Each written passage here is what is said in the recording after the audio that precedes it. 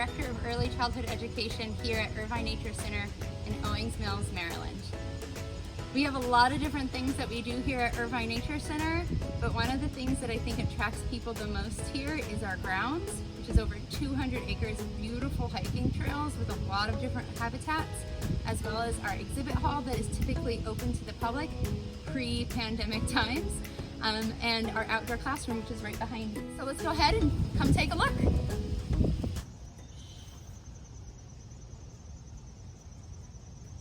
Our kids love to come and hide in these bushes. They become fairy circles.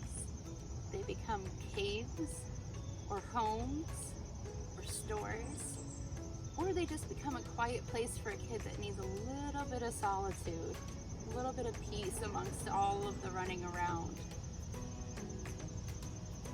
In the winter, they see that it changes and it's not quite so hidden. But in the spring, there's this reawakening amongst the kids as they realize, oh, it's a new hiding place again, it's back. And they get all excited all over again. We're trying to introduce some more of these and grow them with different types of vines. We haven't gotten to that yet, but there's lots of different plants that you can plant to introduce archways or hidden spaces to hide as well. So when our outdoor classroom was first started, it was actually envisioned when Irvine Nature Center moved to this property over 10 years ago. And when the plans were drafted for the new exhibit hall, they made sure to have an outdoor classroom space as well. And since then, the outdoor classroom has changed a lot. It continues to evolve, just like the natural world. As you go outside with kids every day, that same little space changes based on the season, the weather, or the animals that come to visit it. And just like that, our outdoor classroom has changed a lot. So when we first started, we had definite ideas of where things were in definite places. So for example, we have our stage area, which is a wonderful place for groups to gather. If there's an animal that's coming to visit that we have here, or if we're doing a whole group activity, whether it's acting out a story or with some scarves and dancing and making music together, or it's just a place for kids to play and use their imaginations to put on their own show. So one of the funnest things to do with kids outside in any kind of space, but especially in a nature play space, is to provide opportunities for them to explore with art materials. And we will sometimes bring out paint or clay or things that we use typically as art materials, but our favorite thing to do is to use nature as its own art medium. And one of our favorite activities is mud painting. So this week, our preschool, we made mud paint together with just simple trowels and a bucket and some dirt, and we asked the kids, where can we find water? And they immediately thought about our outdoor classroom and our outdoor hand washing station, but it could have been a stream, it could have been a puddle from the day before, and mixing it together to find the correct medium that they liked. It was also a great opportunity to explore different vocabulary about the consistency and the color, and they just go to town painting. And some kids will actually make paintings, and others love to paint our posts or their hands or their faces and anything else, and it's mud, so it's totally fine where it goes. One of the biggest, most popular things is this tree right here, which we could not have planned. You know, Mother Nature provides where we need it, right? And this tree is a favorite climbing tree.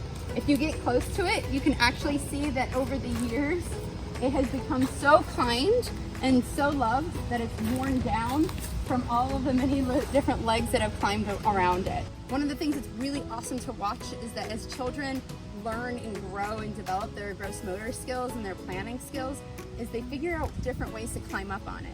So you'll see a toddler or a young preschooler figure out, how do I get up on this thing because it's still too tall for me?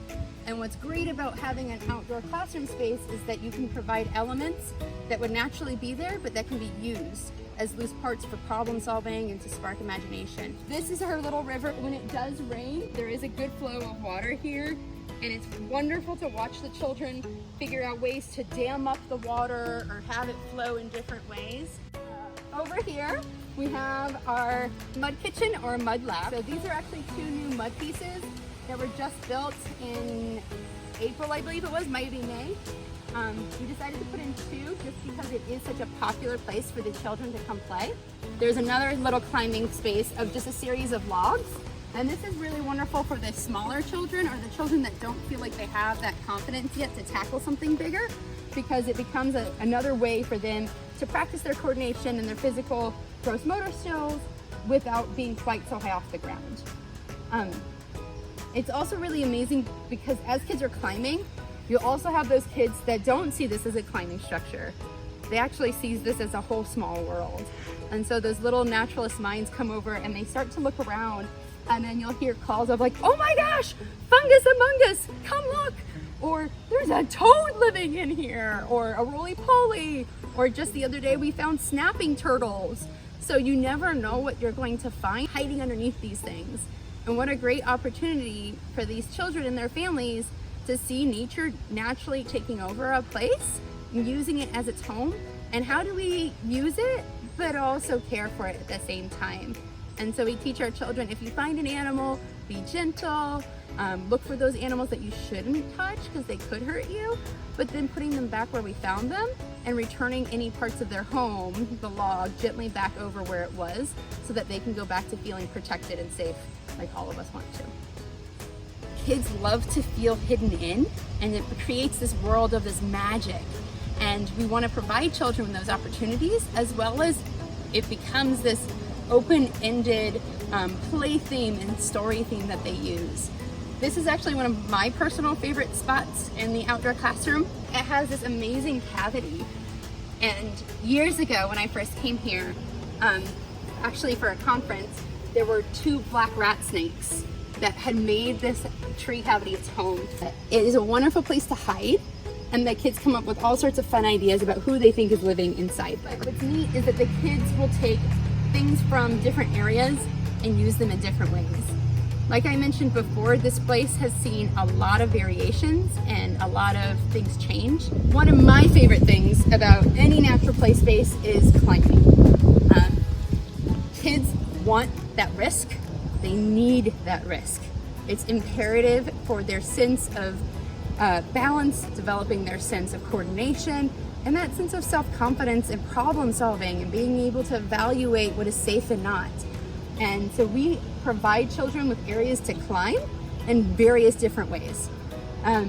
This is our current log climbing space.